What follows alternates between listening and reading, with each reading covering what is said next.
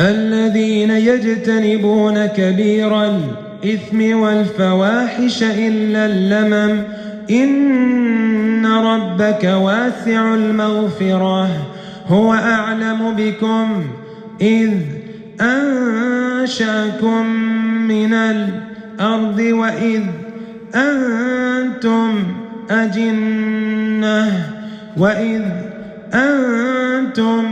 أجنة في بطون أمهاتكم فلا تزكوا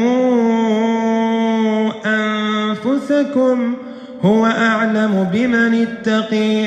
أفرأيت الذي تولي وأعطي قليلا وأكدي أعنده علم الغيب فهو يري أم لم ينبأ بما في صحف موسى